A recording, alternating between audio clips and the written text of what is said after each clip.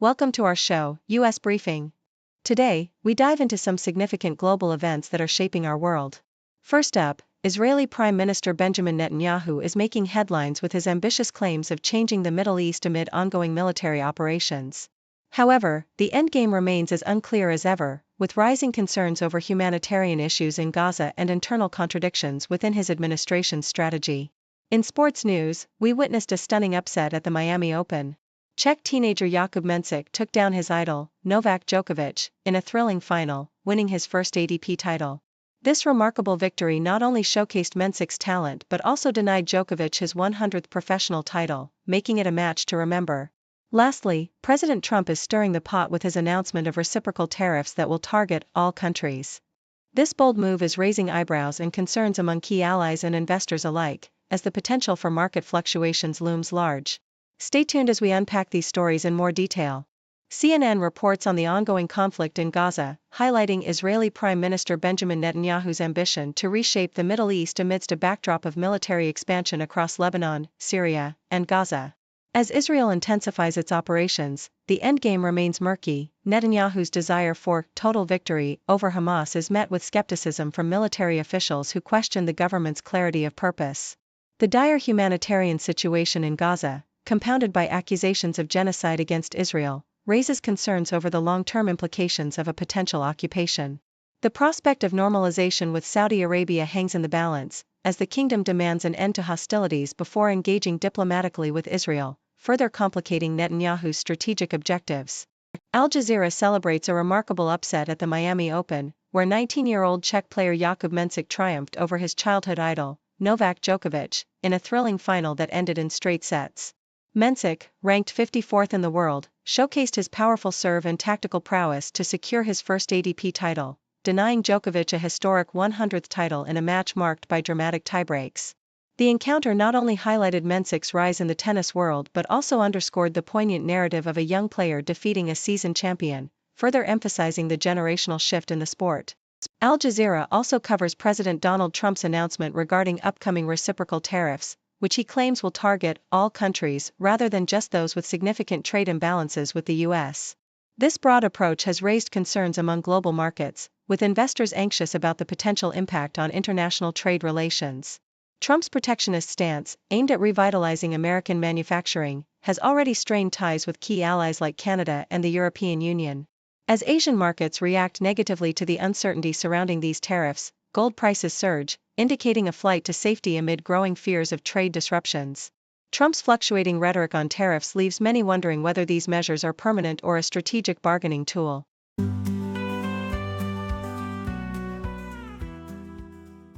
Nikkei Asia, in a notable move to bolster their financial standing amidst a turbulent market, for major Chinese state banks, including China Construction Bank and Bank of China, announced plans to raise a staggering 520 billion yuan, approximately $71.7 billion, through new share issuances.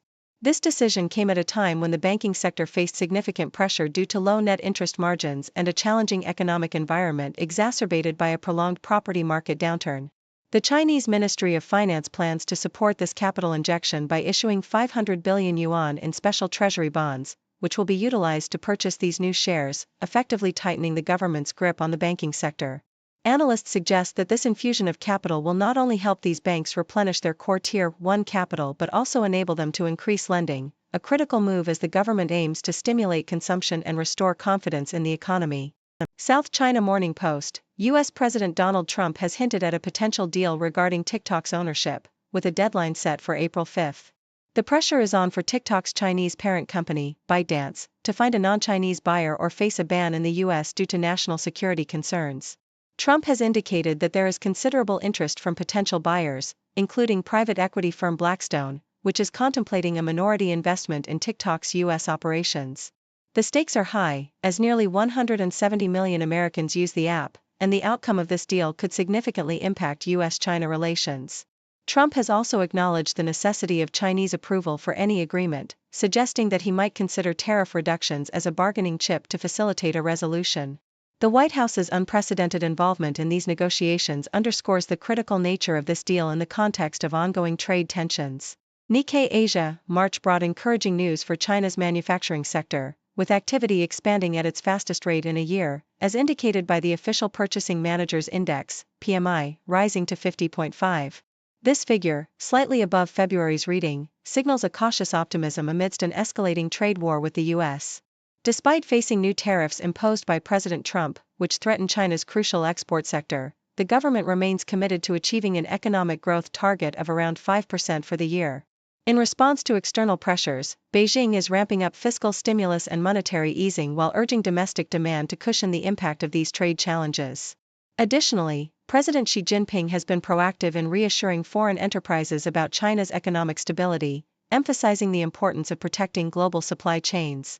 As the nation grapples with deflationary pressures and rising unemployment, the upcoming release of the private sector Caixin PMI is eagerly anticipated, with analysts predicting further growth in manufacturing activity.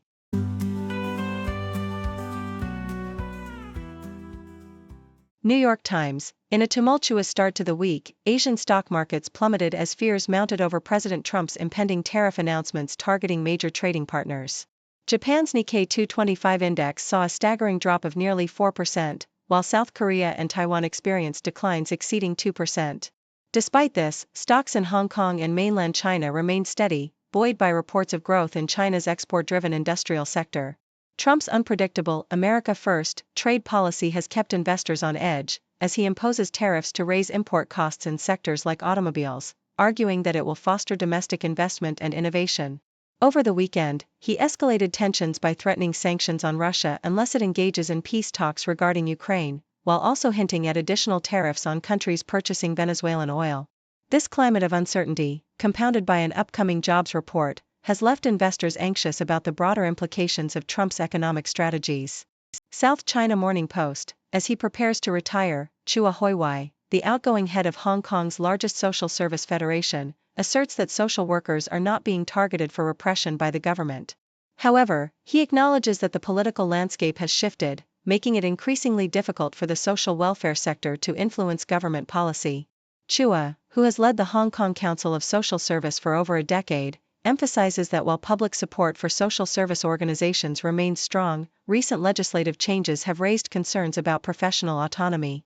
He reflects on his achievements, such as advocating for the establishment of a commission on poverty, while expressing regret over the failure to create a universal retirement scheme. Chua calls for the government to adapt its policies to address the needs of an aging population, warning that timely action is crucial as Hong Kong enters a superaged society. As he hands over leadership to Grace Chan Man-yi, he leaves behind a legacy of advocacy in a challenging political environment. Thank you for tuning in. The content above showcases the latest briefing reports and analytical synopses, thoughtfully curated by the 6Do team. These insights stem from a wide array of reputable media outlets, think tanks, government sources, and specialized experts worldwide. We encourage you to explore these sources for a comprehensive perspective. Keep in mind that while the content may not always align with the official standpoint of 6Do Brief, it's not meant to be taken as absolute directives for decision-making. Comprising seasoned media professionals, learned scholars, and accomplished scientists, the 6Do team embodies a trailblazing, fully independent media entity. To customize 6Do Brief to meet your professional needs, you have the option to subscribe to a diverse array of briefings on our website, 6dobrief.com. Regardless of your location, you can conveniently receive 6Do Brief via email. News breaks, buzz the ground, stories spit, walls come down. Voices merge in the sound, faces mix in the crowd.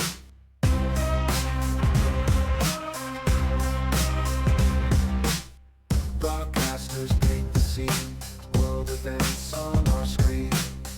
Every link a different theme, words collide in the stream. 6 degrees connect the dots, background stories more than nuts. Hear the voices rise aloud, truth unveils in every spot.